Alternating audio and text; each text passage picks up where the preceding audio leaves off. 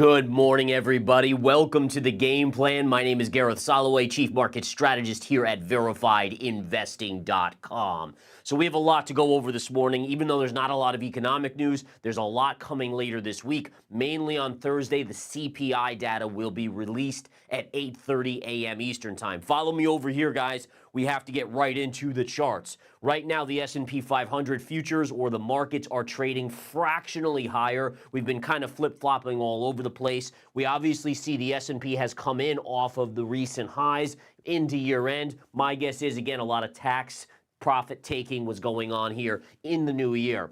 Now, for the most part, the key remains that as long as we maintain this pivot point right here, all right, so this was your former pivot, right? That was the highest point. A pivot basically is the highest point in recent history. As long as that is maintained and we don't see price start trading below that, then that level basically becomes your key level of interest. So price can trade down into it, which means we could still go a little bit lower in this early period in the year. As long as, again, you don't break below that, the market would maintain a neutral to positive bias. All right, now again, a couple things to look at here as we go into a few other factors. I want to show you quickly the 10-year chart. Now the 10-year continues to bounce off key support. It is basically flat today, not much price movement here, which explains why the stock market is so quiet. By the way, we're going to still talk about Bitcoin ETF, likely approval on the spot side on Wednesday or before. We are seeing Bitcoin pop up a little bit this morning on anticipation.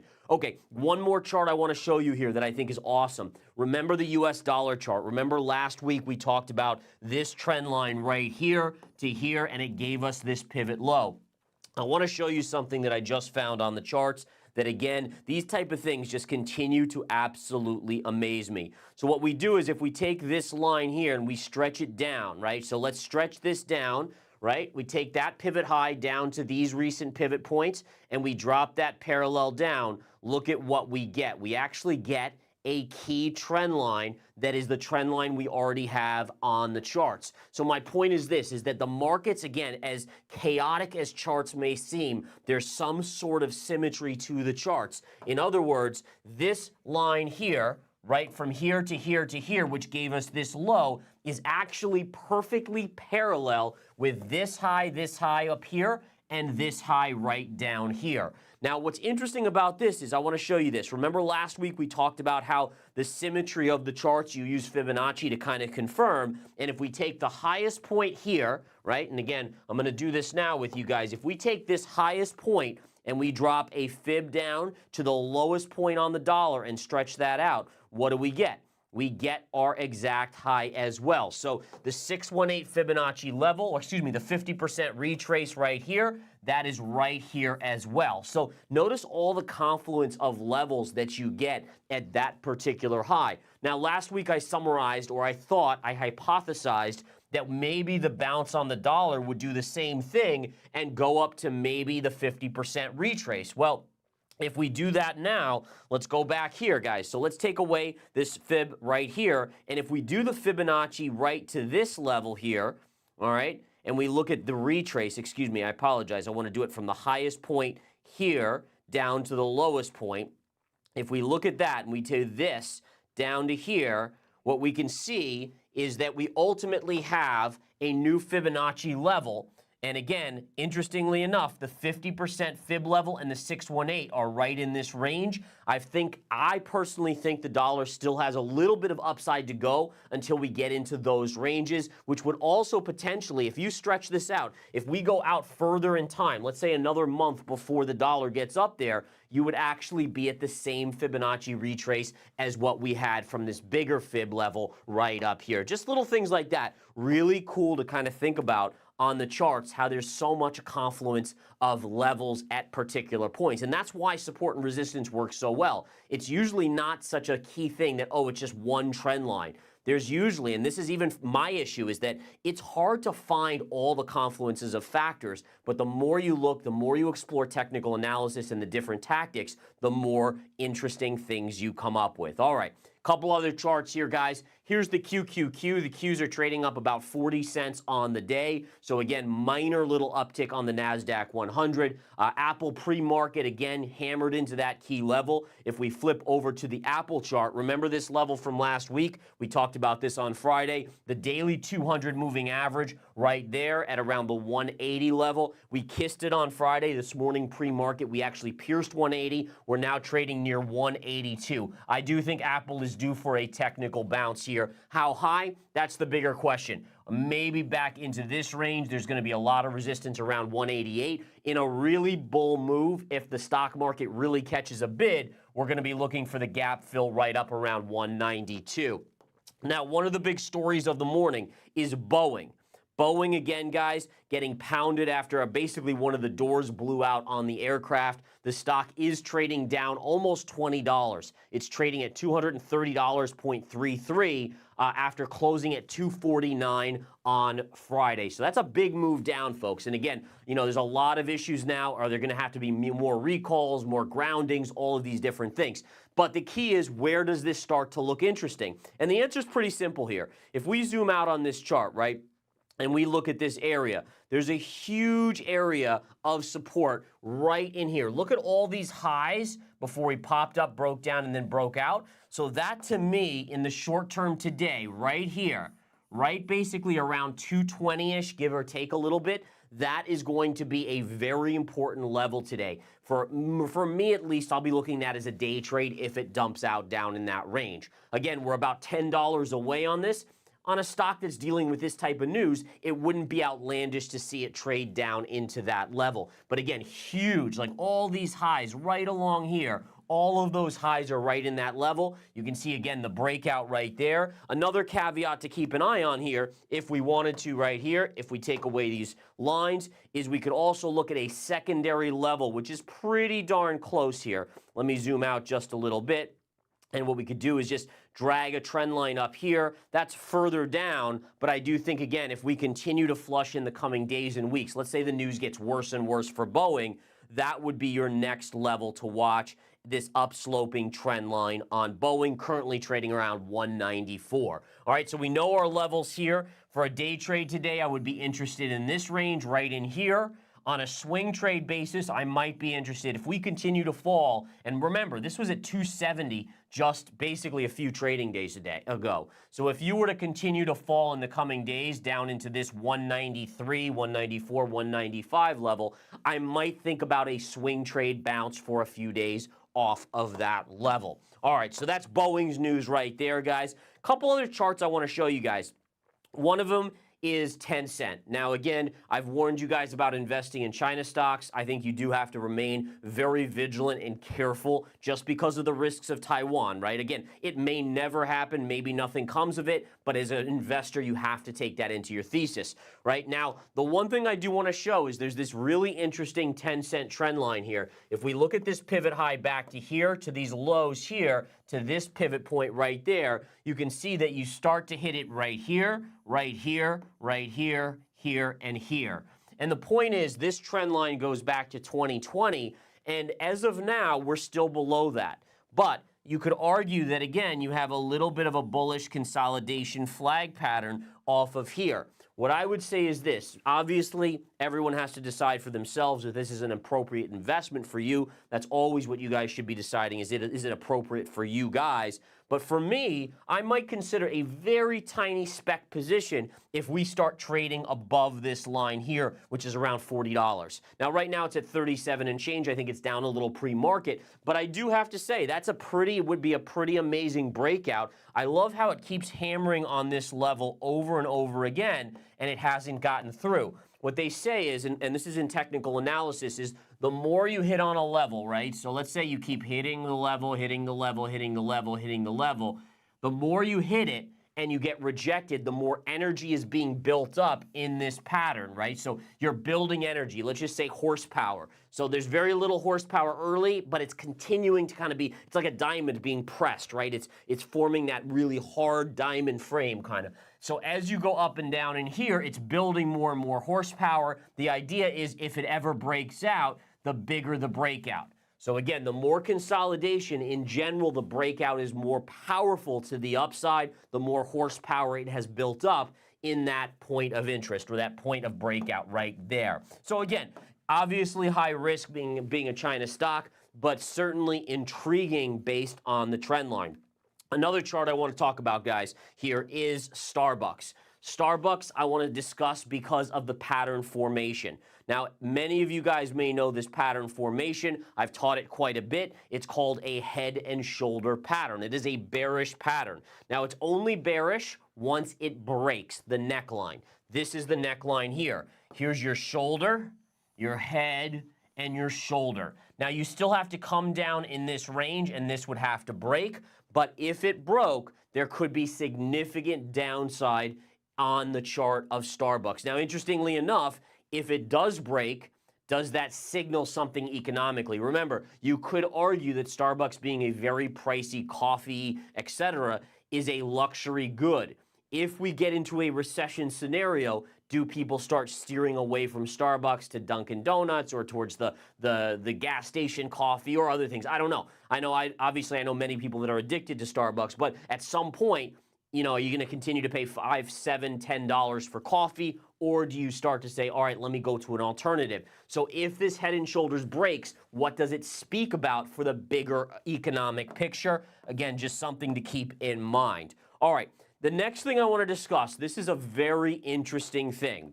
So the chart I've just brought up to you guys is a chart of the Dow Jones Industrial Average during basically the late teens, early 20s, before the Great Depression, right? The roaring 20s, this is the roaring 20s, and this is that period ahead of it. And I just want you guys to pay attention to this.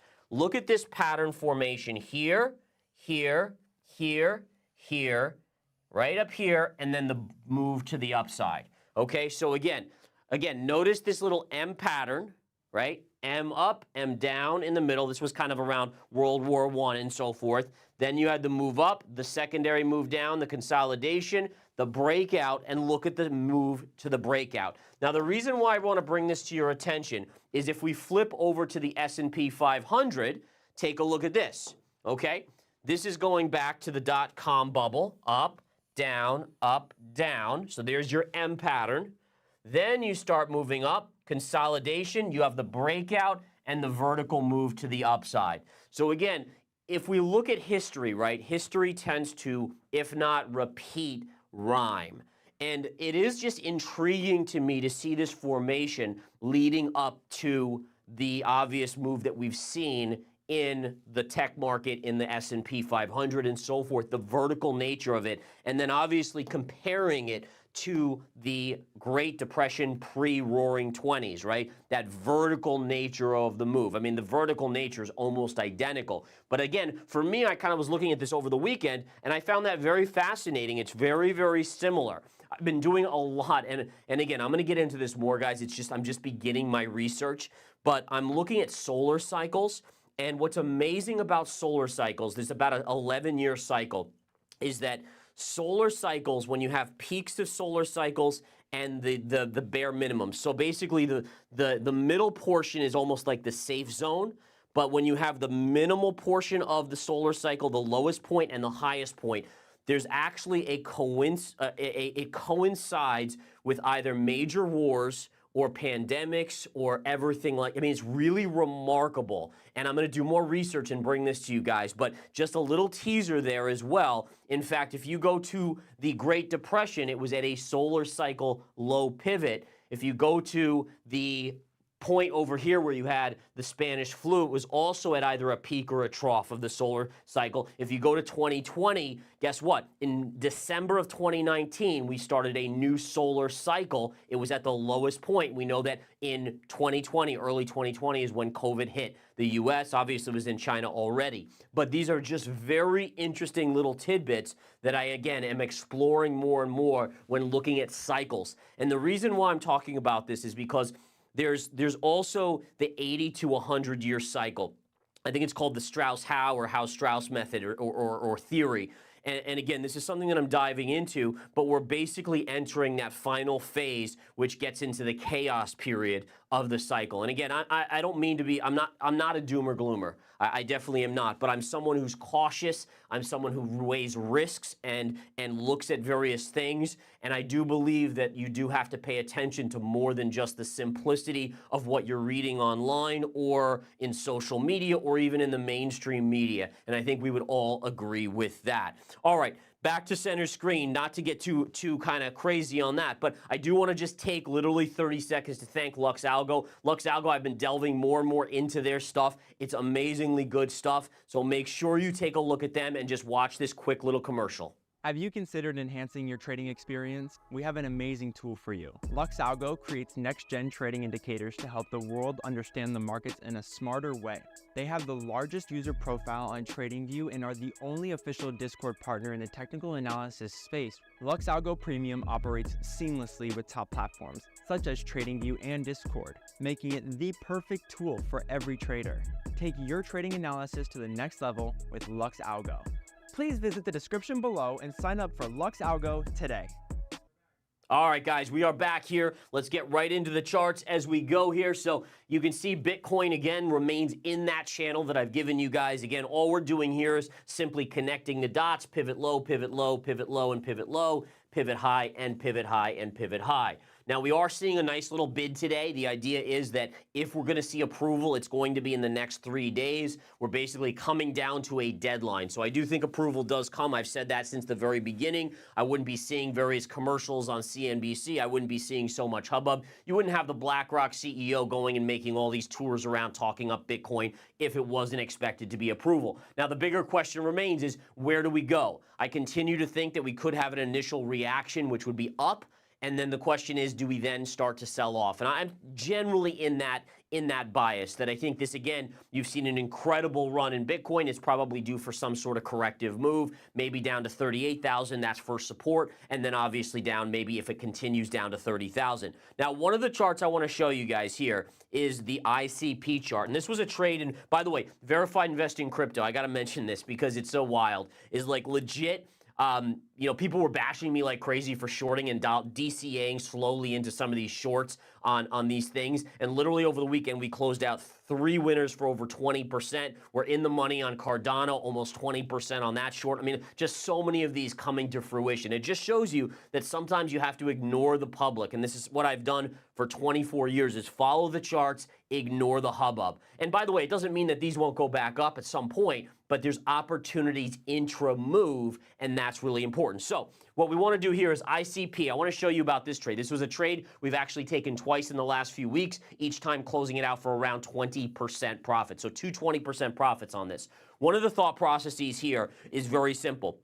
If we look at this and we zoom all the way out, there's a major pivot point, right? So what we can see here on the chart is that if we go back here, this gave me a specific technical level right in here. All right, so we knew that right around 15 to 16 was going to be resistance on ICP. By the way, I have no cares in the world if this thing does well in the long run or it doesn't. I'm a trader. I'm in, I'm out, I'm taking advantage of what the charts are telling me. Okay, the next thing that's fascinating here, guys, is that if we look at this and we go in here, and I want to zoom in on this, right? So if we look at this, one of the things that alerted me where to short it as well, and it was a confluence of factors, was that if we go down to price range and we look at this, we can see that this thing rose $6.60 from this breakout to this high. If we also then look at the breakout here, look at this, right up to that level. So we talk about measured moves. I talk about measured moves quite a bit with you guys. And what you can see very clearly here is that you had a $6.60 approximate move on the first breakout, then consolidation, and then from the low to the high, it was another $6.60. And so again, you look for these confluence of factors, and when they align, that's where you start to gain an edge. Remember, if you have one factor, let's just say one factor, it's a gap fill, it's a double top, it's a this, it's a that, your probabilities of success on trading that, 60%, 65% maybe slightly in your favor. When you start to get 2 factors, it jumps it to 70%. 3 factors, it'll jump it almost to 80% success rate. When you combine factors, that's where the edge becomes heavily in your favor. And that's what I like to do. I look for this opportunities out there. And again, it does give me an edge. And obviously, those of you that have studied with me, have taken the Winning Trader series, you know exactly what we're talking about here.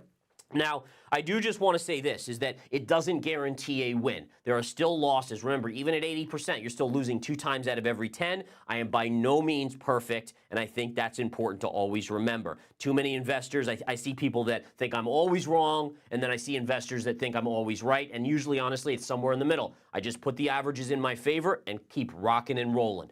Looking at gold here, guys, gold continues to be pushed back off of this resistance line, but it's staying close enough that, in my opinion, it's still coming. You still have that inverse head and shoulders. I've gone over this a million times with you guys. Once this breaks out, you're going to get a measured move, likely from here all the way up. So again, look for that measured move on gold. Okay? Next chart I want to talk about, we'll quickly touch on silver. And again, just keep going through real quick here. Let me get rid of these lines as I got to get going here in just a few minutes. But basically, silver is borderline, again, still hammering on this key trend line. If we look at silver here, right, we look at this, you have that kind of almost a pseudo head and shoulders, but it hasn't broken yet. Still holding that neckline. If it breaks, I think there is a concern that silver could see a little bit more downside here. But as long as it holds, it's okay in the near term. Any close, in my opinion, below $22.75, and I think it probably heads down towards $20, believe it or not. Now, again, that's a short-term time frame. If you're someone like me on silver who's looking at a longer time frame, I continue to think that this is an overall extremely bullish chart. We know what a bull flag looks like, and this is, again, case in point. That's your flag pattern right in here. So eventually it breaks out. It just may go through a little bit of hardship here in the near term. Oil continues to be rejected off a trend line, quickly touching base on oil. Take a look at this trend line going back to the highs of in the 90s. Just recently, we have a pivot high to pivot high down here to here. You can see it just hit on Friday, that line, and it's getting rejected to the downside. If you get above this level here, which currently sits around maybe 73.5 to 74, I actually do think you have significant upside, potentially back towards this $80 plus level. But right now, it is not getting through that line. So the path of least resistance is still down. Remember, you can think in your mind. I mean, this is what so many of you guys do, and it's not a problem. It's just, this is what I used to do. You can be like, oh, I think it's going to break out, so I'm going to buy it. Okay, you might be right, you might be wrong. That's what the gamble is.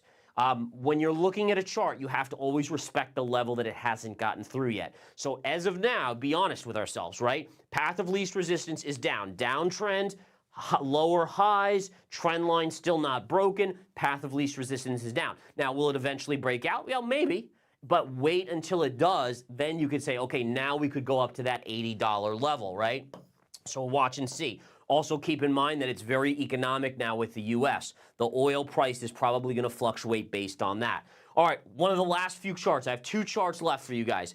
Number 1, we have the chart of natural gas. Big pullback again. You guys know I took profits on, I think it was last Thursday. We took profits on this. It went up a little bit on Friday, ever so slightly, and now it's coming down pretty sharply. I love being out of this trade at this point. And again, all this whipsaw, you can say, oh, you could miss out on it. Okay, who cares? A profit's a profit. One of the best lines to remember is no one went broke taking a profit. Think about it.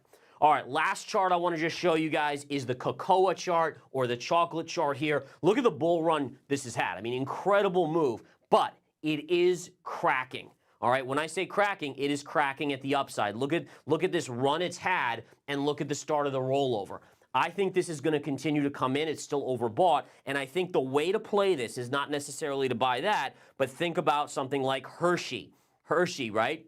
So if you think about pricing power of chocolate, yeah, you could raise the price a little, inflation, okay, but there's only so much that they can raise their price of chocolate, right? Before people start to say, you know what, now I'm not going to pay $10 for a bar of chocolate, right? So what you do is you say, okay, well, price of cocoa, chocolate itself has risen too much, which is probably eating their margins up, but based on what I'm showing you in the chart, this may be a way to play a pullback in chocolate by looking to go long Hershey. Hershey, good dividend paying stock, relatively defensive. We know that during depressions or economic stress, people still want their chocolate, maybe even more chocolate if you're like me. So then again, this might be an interesting play. All right, guys, back to center screen here. So I got to get going, but as always, it's awesome to be with you here on a Monday. And as always, I appreciate the support and love you guys give you. You'll notice that I do like and I thank you guys for a lot of your comments.